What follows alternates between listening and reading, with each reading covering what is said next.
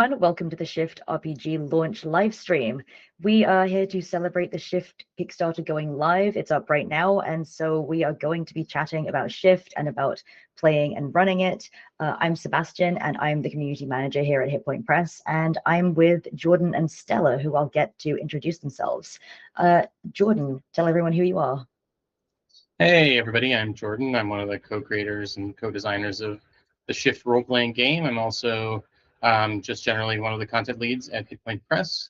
I'm super excited that the Kickstarter is already doing so well. Thanks to everyone who has contributed so far, and we've already hit our first stretch goal. So that open game license will be coming your way in not too long a time. Yeah, very excited. Happy to answer any questions and talk more about Shift. Yeah, great. Yeah, Stella, how about you? Hi, everybody. I'm Stella or StellaLuna. You can find me on Twitch and all over social media. I'm a content creator and very fortunately, I am a Shift ambassador. I'm more than happy and excited to tell you all about Shift. I've had the pleasure of getting my fingers and claws into it when it was in playtesting. So it's grown a lot and it's an absolutely wonderful thing to share with you. Yeah, it's been in development for quite some time, and now we're finally able to share it with everybody. So for people who don't know, Jordan, can you tell everyone what is Shift? So Shift is a customizable, hackable, setting agnostic system that basically, I mean, the slogan we've been using is your world, your rules, and that's really what the motto of it is it's a very easy to pick up, very easy to customize role-playing system that you can adapt to any kind of setting that you like. If you've got a favorite book that you want to role-play in, favorite movie world, any kind of media, or you've got an idea for your own setting that you just haven't found the right fit for. Shift is a game that is the Shift system is a game that is very easy to learn the basics, and then those basics let you kind of invent new rules and come up with new stuff for it very easily, even live while you're playing at the table.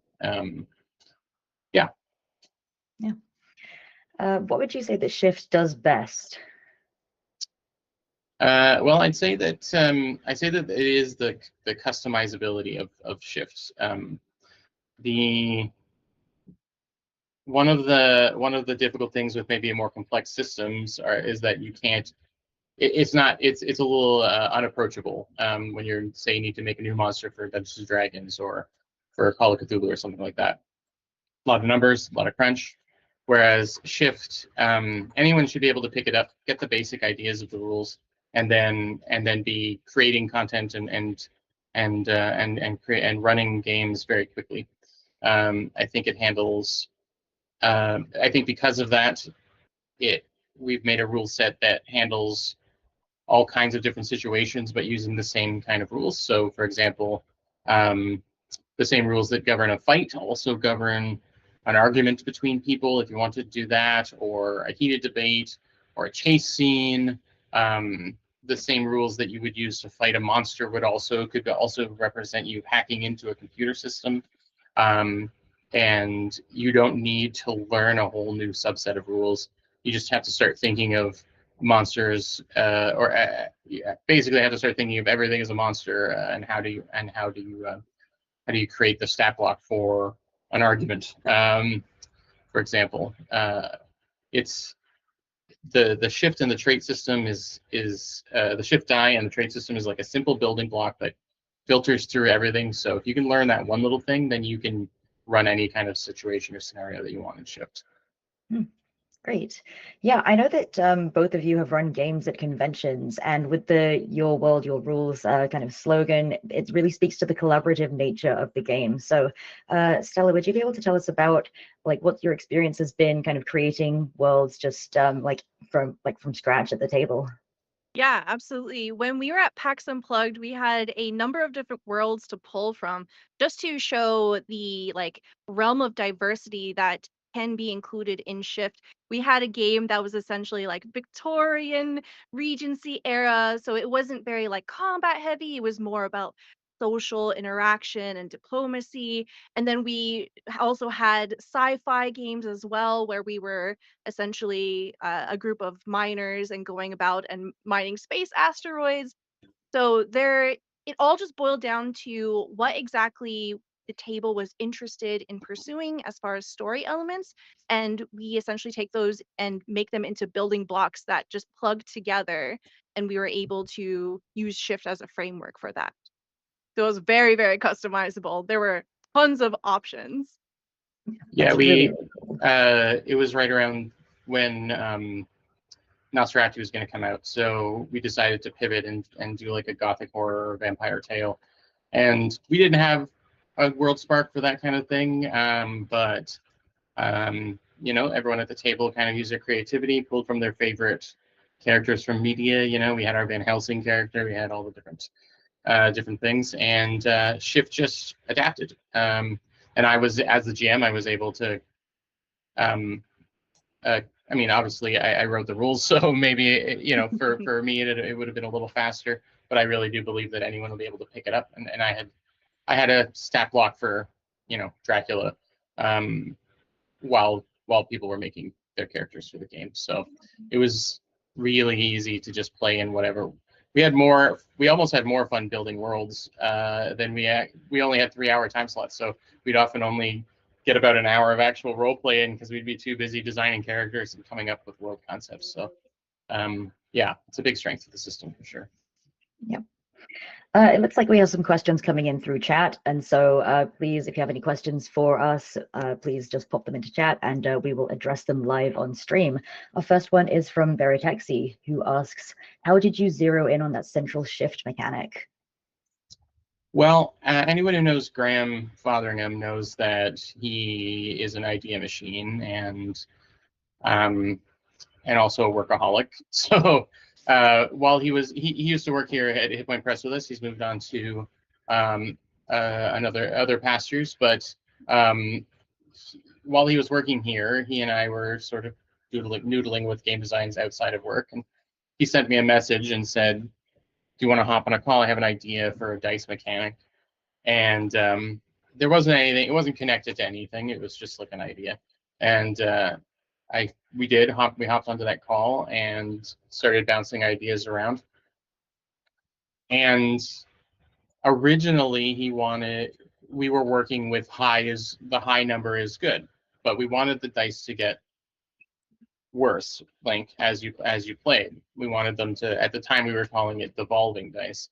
And I realized how kind of complicated it would be, that if you want the odds to want it to be odds getting worse, having the dice have to show high results meant that you would need a different range of numbers that would be a success on each of the dice, if you wanted ones to be the thing that shifted them down.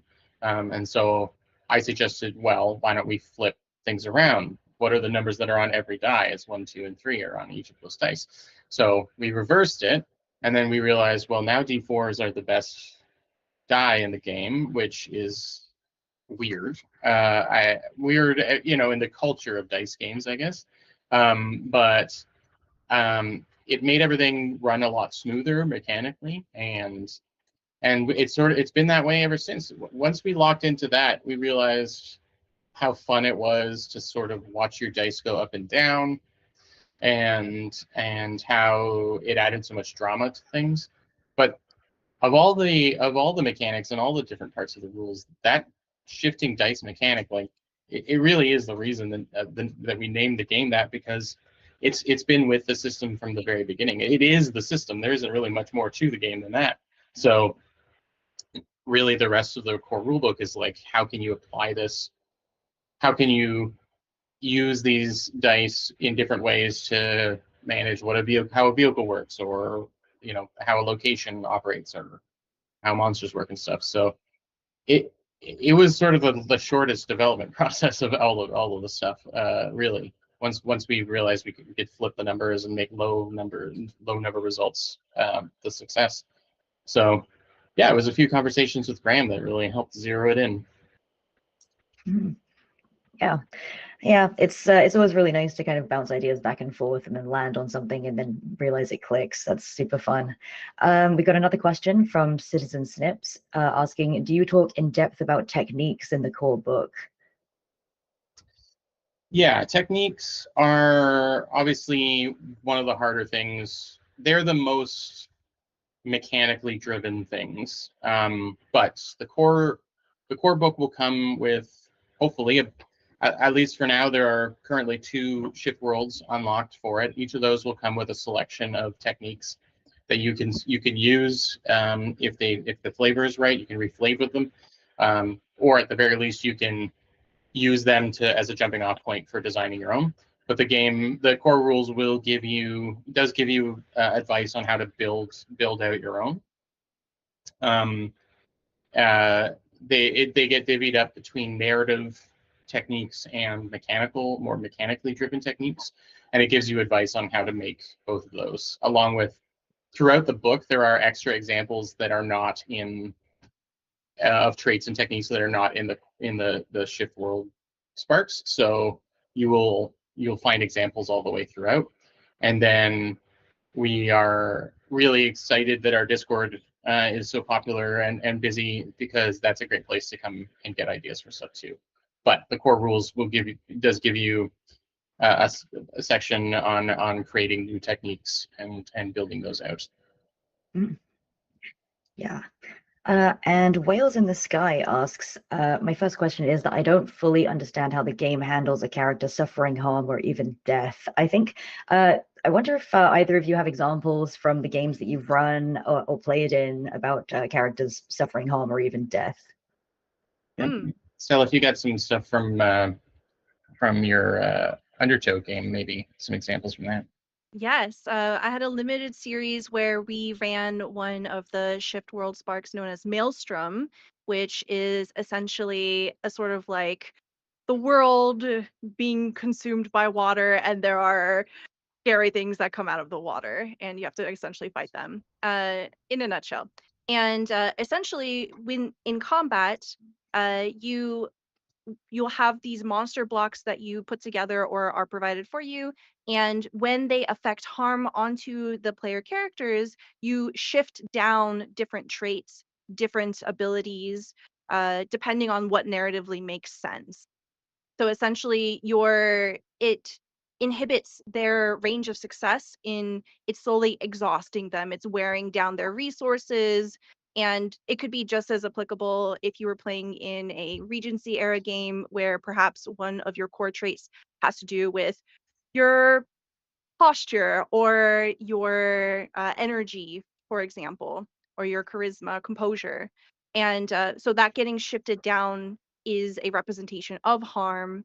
And as you get more and more harm, you will find that it's beginning to shift down all of your resources over time. Yeah, fundamentally, the core traits of a character are body, mind, and soul. You can change them to fit your setting to be whatever you need. And when there's 2 kind of ways that they can get shifted down. One is through them characters taking actions and then rolling critical failures and having the dice shifting down there. We look at that as representing overextending themselves or burning through resources. So if your body die shifts down while you're trying to do something physical, it represents you getting drained and exhausted. And then when you're in encounter, so let's say you're fighting a dragon, the dragon will be making action rolls, like Stella said, that they will be targeting your character's traits. So if that dragon is going to attempt to breathe fire at you, for example, it might target your body trait. And a successful roll on the dragons, as the GM making a roll for the dragon, an action roll for the dragon, a successful roll might shift your body die down by 1. So in sort of common RPG parlance, you could think of your body, mind, and soul, the available shifts that you have in those traits as your hit points in a way. And when one of those traits gets to D12 and then has to shift again, it becomes exhausted, which is when you lose access to that trait. If it's a focus trait, which more represents your abilities and things, it might represent running out of mana if it's your magic trait, or if you're a gunslinger, it might be running out of ammunition. But exhausting body, mind, or soul could mean depending on sort of the danger level that you want for your game. It could mean being knocked unconscious. It could mean removed from the scene until you come back, or it could mean death. And the core rules guides you through different mild, medium, or spicy levels that you can apply to your game depending on how dangerous or more like Saturday morning cartoon vibes you would like your setting to be. But your character's traits are also their life. If you can sort of think of it like that. Yeah, for sure. Sort of in a kind of related question, Modernware asks, any thoughts on different terms to shift up or down? Up equals dice with fewer sides has been one of the few things I've caught that new players have issues catching on to, and I think that speaks to the larger nature of the game, of the D4 being the most desirable or the die with the best odds. Yeah, like has that been, how have both of you found that to play at the table? Have you had issues with it? I can start. One of the things I found extremely helpful, and one of the strongest elements that I've seen in the Shift book, is the infographics that are available. Having a visual representation of how the dice works, how the probability works, how the math works, is absolutely beautiful. It's stunning. It's perfect. It's so easy to understand once you actually see it. I do highly recommend checking out the Quick Start and also the Shift website. There is a ton of information available there, and those infographics that I'm talking about are available there as well. And once I've shown my players the infographics, they are like, okay, this makes sense. Yes, there's a 75% chance of success with a D4 versus if I have a larger die, the range of success goes down considerably, and so on. From a design standpoint, we went through all kinds of options about what is up and what is down, and shifting to a better die versus a stronger die versus a worse die. And it's for the classic dice users out there, I know that it is a little bit at odds with what you would normally expect. But I think overall, getting used to the idea of up being better odds and down being worse odds, and also just with the name and the term shift, which I don't think we can change the name of the system now. It's sort of what it's known as. Yeah, in practice at tables, maybe 1 in 10 folks have struggled with it. Looking at feedback forms and stuff, it does come up every once in a while. But I think that in any game, especially ones that are we're trying. There's a big market out there, so we're trying to do something new a little bit. I think you're going to have little hurdles like that, but after a session or two, it really does. I've run a few campaigns of it and stuff. It goes away. It fades. The mechanics are designed to fade into the background anyway. That's really what this system is about. They are important, but they're also meant to be very simple and to keep the story going. So yeah, not to sound too defensive, of course, but I'd love to hear what people would have done to name whether you would have, if you think shifting down to a better die makes sense, but for me it doesn't gel very well. So we'll probably be sticking to shifting up and shifting down. But like Stella said, we have amazing graphic designers at Hippo Press, and I promise that we will do everything we can to make sure that it is very clear in the core rules how that works. Yeah, thank you. And yeah, many of the graphics are indeed in the Quick Start. If you want to check that out, highly recommend it. Veritexi again asks, why a genre-neutral system? It seems very good for death spirals, but how do you adjust that for styles of play that don't have that vibe? And what genres do you feel suit Shift best? Well, yeah, it feels like both of you have played Shift in a variety of different settings that aren't necessarily death spirals, so I'd love to hear some more about those games. Yeah, Stella, how about you? Yeah. I think the beautiful thing about Shift is it really just depends on what you want to do. With it being setting agnostic, you can essentially plug in that idea that you've always wanted to play out, but you haven't found the right system for it yet. Especially because you can reframe the core traits to be literally whatever you want. They don't have to be mind, body, and soul. You can have it be more psychological, you can have it be more metaphysical, whatever is appropriate for your story. I would say that because of the nature of the dice mechanic, that I would not call this a very crunchy game whatsoever. There isn't a lot of math involved, and I think that's one of the perks of this game. It essentially becomes what you need it to, especially because you can also frame the focus traits to be appropriate to whatever themes that you want to explore, as well as the techniques as well.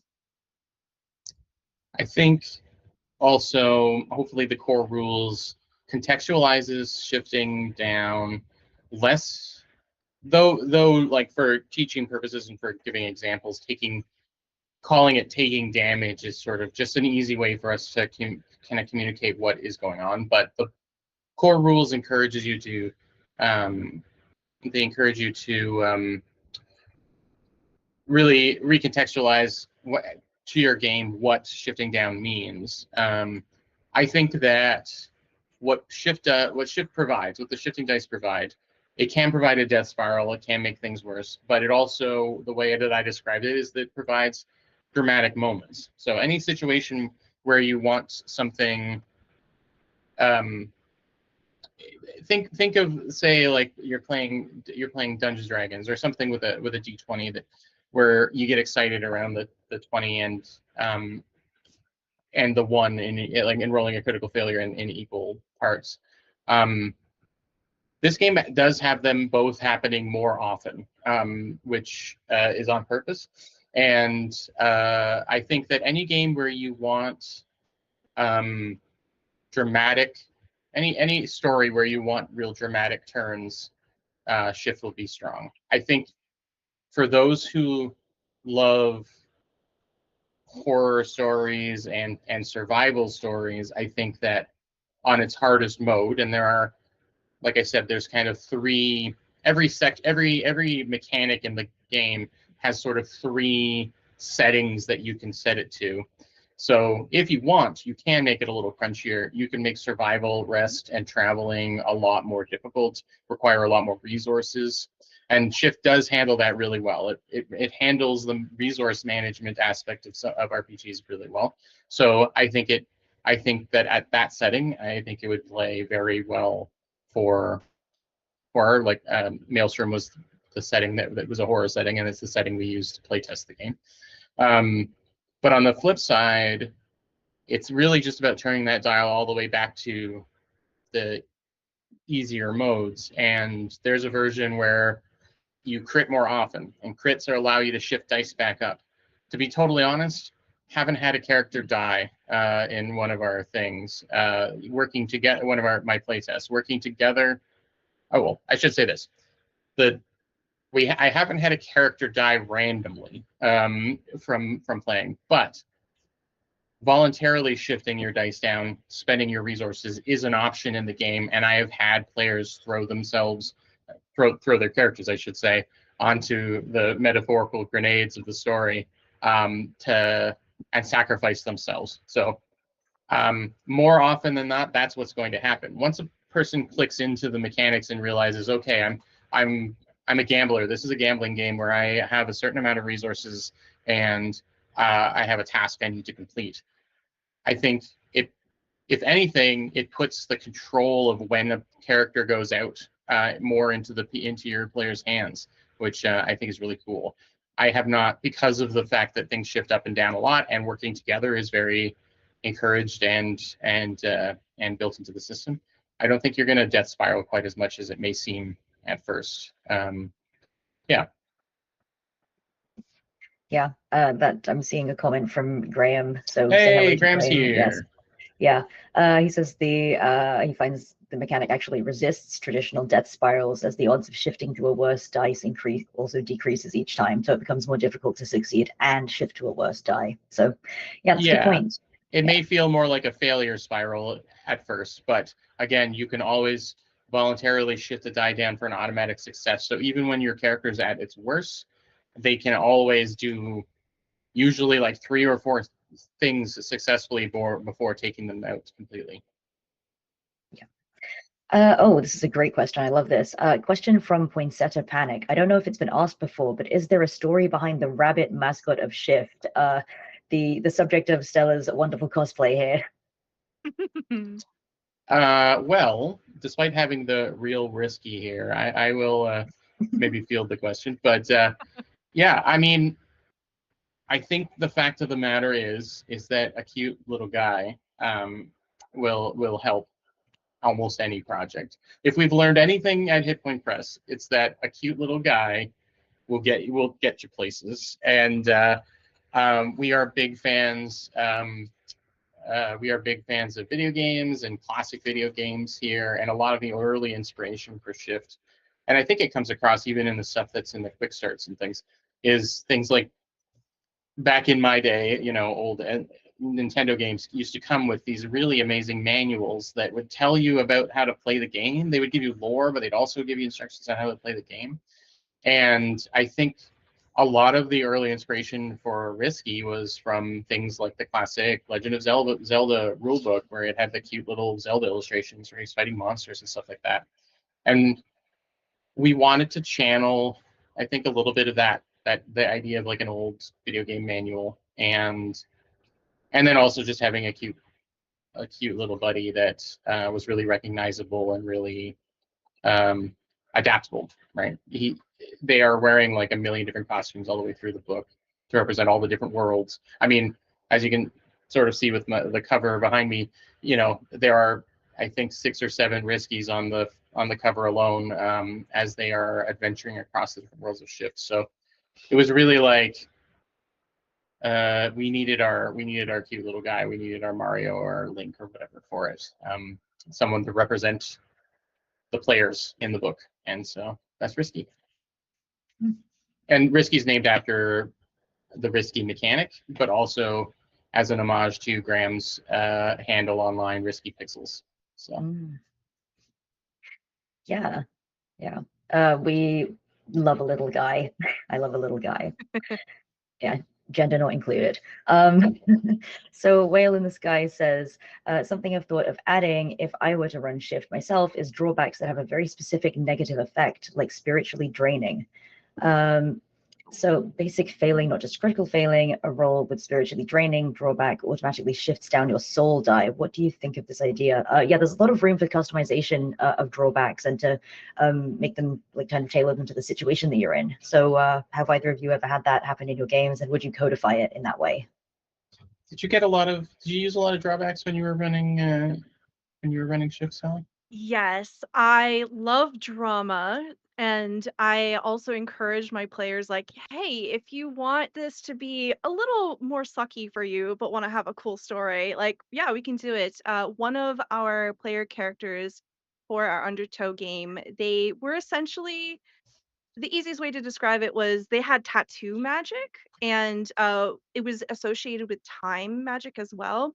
And one of the drawbacks was whenever they would fail with their attempts that they were trying to do something, their drawback would be they would physically age and get older and older. And it didn't like inhibit them in any way other than just role playing flavor. But it was really cool to sort of like incorporate that into mechanically what we were doing as well. Yeah, what a drawback means fundamentally and like mechanically in the game is if the thing you're doing with that particular trait triggers that drawback. Like if you're trying to run fast and you have an injured leg, then injured leg drawback, then you'll be at a disadvantage of some kind of that roll. Risky in the case of Shift, and Excuse me. But sometimes a drawback feels like it should have a little bit more narrative weight to it as opposed to just a mechanical result. And that's where you can, Whale in the Sky, I think that you are on the right track on how to kind of expand on the rules. I think also, if you go and look at the stuff from the Maelstrom days, the original Kickstarter that came out, there were some techniques in there that kind of messed with what you were suggesting here. In Maelstrom, because it was a horror setting and it was tied to this dark world that was all half under the ocean, the soul dive really meant your actual connection to humanity. And there was a type of character that you could play that was sort of slowly transforming into a fish man. And the soul shifting down really represented them leaning more into their fishiness, their inhumanness. And they also had abilities where they could temporarily channel it even more by basically spending more of their soul die to help other people, but giving up a piece of themselves to do it. And yeah, we were really trying out different things there and adding mechanical meanings, like you suggested, like a failure with if their focus trait has soul draining on it, and a failure with that also shifts down, or it could be a critical failure also shifts down soul instead. You could say it could transfer it over like that. 100%, I think that's cool. Again, if you're not in the Discord, yet, please jump in and start bouncing ideas around there, because you'll get a ton of feedback on that and ideas. So Yeah, sounds cool, honestly. I love that people are designing new rules in the chat of the thing. That's so cool. That's the whole point of this. Yeah. Andrew Souza asks, this may be my opportunity to activate my sitcom TTRPG idea I've had for a while. Do you think it would work if the setting was based on sitcoms? One of the knobs we have that is on resting and healing, and it's really literally just, we call it the Saturday morning cartoon mode because it's literally just resetting everything at the end of a session. Everyone heals up to full. It's really for games where you don't really want there to be a huge amount of risk or violence to people, or you want it to be a little more cartoony or a little more like action adventure-y. I absolutely think that the sitcom setup is great. I think that you'll enjoy reading a little bit of the horror shift world that actually Graham put together, because in that one you're sort of getting trapped in an old 1950s B movie. During the day it's like a wholesome little town, and at night all the wholesome folks in town turn into monsters that are coming after you, and then everything resets again in the morning, and all the townsfolk forget that they were werewolves and vampires, except for the players. They all remember. And the little mini adventure that I wrote to go along with it is literally you're trapped in sort of a sitcom with a laugh track and everything. You're like trapped in the Munsters or something. And so I definitely think that there's room for that, and I'd be thrilled to see what you came up with. Yep. James asks, have you had any genres that you've had a harder time getting to the table? If so, how did you make it work? Trying to think, Sel, if we struggled. I know that on the last day of PAX U, we spent a lot of time designing a world and didn't get to play in it. I also remember at PAX Unplugged, we were doing a brain exercise where we were just trying to come up with like the most random world sparks we could. We came up with essentially like a cooking show, if I recall correctly, like essentially setting the core traits to like prepping, sourcing ingredients, like flavor or something like that along that line. So we were like trying to stretch exactly how we could get with the diversity of the system. Yeah, we were just randomly statting up characters from things. I know we had stat blocks. We had character sheets for Lightning McQueen. Like characters that you wouldn't think you would be able to play a car in an RPG, but you could do that in Shift. So I mean, we're biased, I think, and I don't think that it will necessarily be easy for every single possible setting to fit in. I can't promise that, and nor would I want to. But I think that what's unique to the core rules of Shift is it walks you through. And actually, Sebastian made an excellent video on building a Shift world that you can already follow, which is basically, with some minor edits and tweaks, I think, basically the same that guide that will be in the core rules. Maybe just simplify it a little bit. That walks you through step by step what you need to get your setting together and build the stuff for it.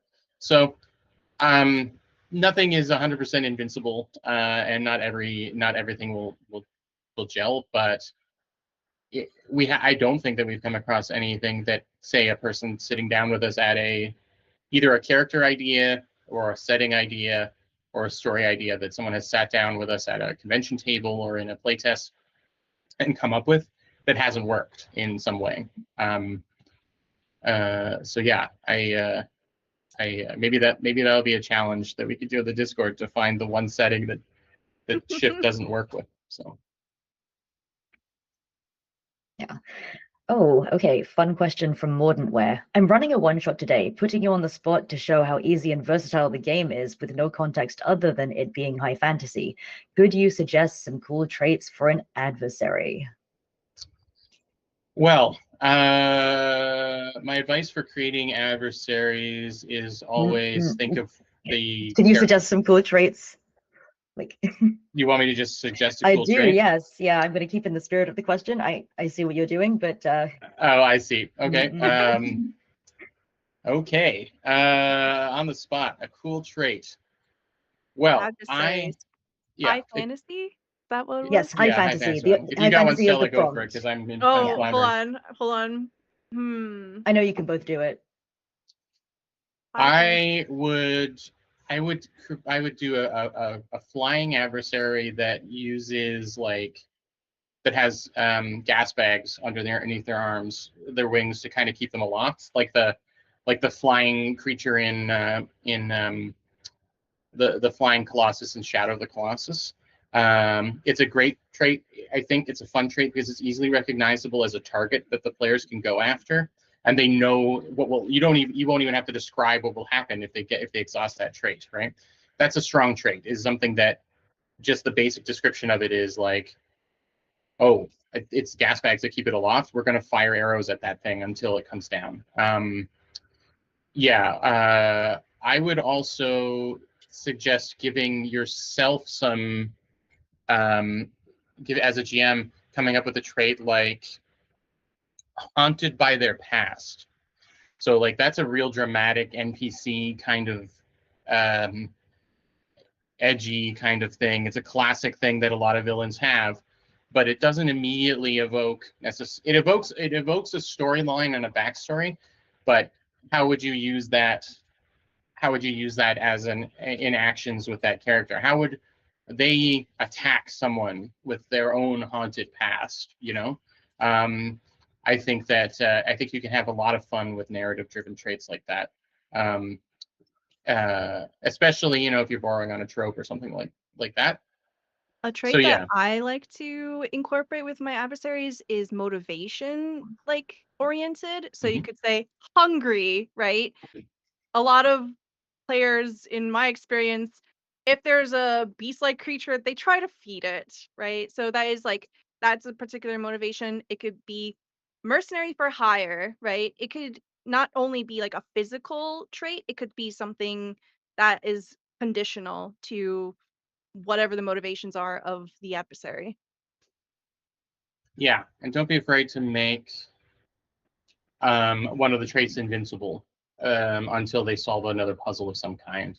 Especially in fantasy settings, often you'll need silvered weapons or magical weapons to deal with something, and there is a mechanic you can draw on for that, where basically it's the simplest form of it is called like an armor trait, and that trait has to be exhausted before they can get to anything else on the monster. But retheming that and renaming it to be like silver resist or damage immune or silver resistance or whatever, you can then have the players have to figure out why their attacks aren't getting through. That's another cool thing that you can do, especially in a fantasy setting with where you have those mythological kind of creatures with weaknesses. Yeah. Another one of my favorite sort of adversaries is to not think of it as a person or a creature, but to also consider environments. Because adversaries don't have to have a physical body. You can make the traits be cursed, right? Or there's some kind of geological feature that needs to be dealt with, or maybe there's a political or social problem that needs to be dealt with as well. If you've got a rogue in your group, build an adversary that is a complicated magical lock that they need to unravel. You can represent all of the potential traps that they need to weave through, the lock itself, all the different things. You can create an elaborate baddie that is literally them, the rogue and the party against a mechanical obstacle. So yeah, I would, if you've got a rogue in the group, I would definitely create like this elaborate magically locked thing that they need to break into. Hopefully that helps. Those are some ideas for you. Yeah, honestly, wouldn't where if you run your one shot and you end up using any of these, we would love to hear about it. Even if you don't use them, please hop in the Discord and tell us about it. Yeah, please do. So we're around the 10-minute mark at the moment. So, get your questions in now if you have any. And if we don't get to your question today, we are running an AMA on Reddit on r/RPG. So please feel free to send them there and we can respond via text. So Whales in the Sky has another question. In the sessions you have run so far, what is an enemy that was particularly difficult to face or beat, and why? What made it difficult to face? Yeah. Stella, do you have one from Undertow? Yeah. Yeah, in the Undertow series that we ran, one of the adversaries was essentially they needed to gather pieces of a broken artifact. So there were layers to accomplishing those goals of obtaining those pieces. So it was a little complicated in that there were conditions and puzzles and things that they had to figure out in order to get to those things. And then once they got the pieces of the artifact, they had to deal with what they're going to do from there. But I can't think of anything else off the top of my head right now. How about you, Jordan? Yeah, I think the most complicated of the monsters are the ones that have had an extra condition on them, like I said, that you needed to get past. So the classic example is like a flying creature in the Maelstrom one-shots. There is a giant albatross that you have to deal with. The adventure is called The Curse of the Albatross. And it's a big flying bird, like it's a big flying creature. And if the GM really wants to, the GM can have that bird just circle and fly and screech and not come down, right? So I think, again, in Shift, you make the encounters more challenging through the narrative, not necessarily through the mechanics. But to answer a question I saw go by that you didn't mention there, Sebastian, about what is different from the new rules versus what's been seen already. I introduced it at last. One of the last things I added in, based on feedback and stuff, was, and it actually is a terminology change that will be happening in the book. Originally, sort of the threat level of the creatures was called scale. Their scale adversaries, I should say, monsters, and we've since changed that to power to represent how strong a thing is. So you could have a very high power wizard who is the size of a person, but is power level 4 and has a lot of things that they're saying. And then we use scale now to represent the actual difference in size between two different things. So now you could have a power level 1 creature that is scale 2 to represent a young dragon, for example. And the difference in power between, so characters would be power 1, the difference between the power level of the characters and the power level of the thing they're up against is going to affect how easily they can harm or influence the adversary that they're up against. And then there are mechanics, which Sebastian and I actually did a little actual play podcast last night that you guys are going to get to hear hopefully in the next week or so. And Sebastian got to experience the new rules firsthand, where you can spend your XP to kind of like temporarily increase the scale of your traits to be able to affect these bigger creatures. So I'm really excited to get those rules out there, because I think, again, it adds just a little bit of depth without a ton of extra complexity, and it gives you another way to tell stories and have slight differentiations between monsters. Also, they will be good, very useful rules for people who want spaceship combat. So I was excited for that. Yeah. I see you guys smirking at something, so I assume we got some kind of goofy. Yeah, and yeah, that actual play will be over on Spellbook Gaming, and we'll let you know when it's out. So this question from Veritexi will be our last question today. What are you most excited for Shift's future? What about you? You go, Stella, and I can wrap up. Oh, I just want to play Shift with more people. One of the things I love about Shift is because of just the level of accessibility it has. I think it's a perfect entry point for people who've never played TTRPGs. I have tons of friends that are just super intimidated by the idea of having to fill out huge character sheets and have to learn a bunch of rules. And with the way that Shift is created, it's super easy to get into. And I am all for putting people into games, throwing dice. It's my favorite thing. Yeah, I think the most exciting thing is the fact that it is going to be out there at all in its final form. Like Sebastian mentioned at the beginning, we've been working on it for a very long time, and now it's actually going to be a final thing. On a personal level, I am personally just very excited for me and the Hit Point Press team to start potentially making more content for it. The better this Kickstarter does, the more likely that we'll be able to create more worlds and more rules and more monsters and add more things to the Shift canon, and say potentially maybe someday develop Maelstrom, for example, into a full book. It's a beloved setting, even though it was just the playtest setting, and so I would really love to tell more stories there. And then lastly, our stretch goal. We hit 25K. That is going to unlock that open gaming license for everyone, and that means everyone else will be able to create things for Shift pretty much in any way that you want to. And I'm really hoping that if our Discord is any sign, then the community is going to have a lot of fun with that. And I think that I'm most excited to see what other people make with Shift, because that's just as exciting as getting to make stuff for it myself. Okay, excellent. Well, thank you both so much for joining us. I'd love to hear where we can find you, who you have been. Stella, what about, yeah, you can go first. Okay. Hi, everyone. I'm StellaLuna on Twitch, StellaLuna TV, everywhere else. I'm a TTRPG producer, content creator, and very fortunately, a Shift ambassador. I love Shift. Please, please head over to the Kickstarter. Check out all of the excellent, wonderful things that are available over there. Please get your hands on it. One day, perhaps we'll play together. I absolutely love it. And thank you so much for having me here.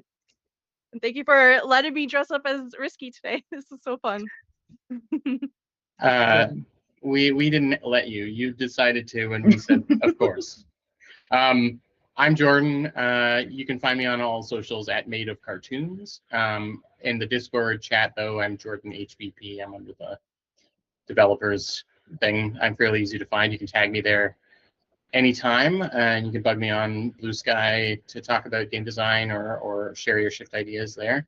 And also just the shout out, we've been accumulating hopefully some questions on Reddit over the past hour. So there is an AMA there that if you have some burning questions, you can go and ask them there, and I'll be following up with them after the stream for a little bit.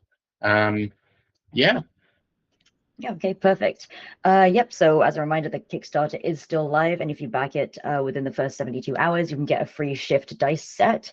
It comes with 2 of each of the dice that we use for Shift, so that's the D4 through to the D12. And also, if you want to play Shift for yourself, we're running it all month, each weekend, because we do have an organized play program. So head over to the Shift Discord to sign up for a game, and all of the details are inside there. I'll be making a new post so that new folks can catch up with that. But again, thank you so much for being here, and we will see you again. Thanks, everybody.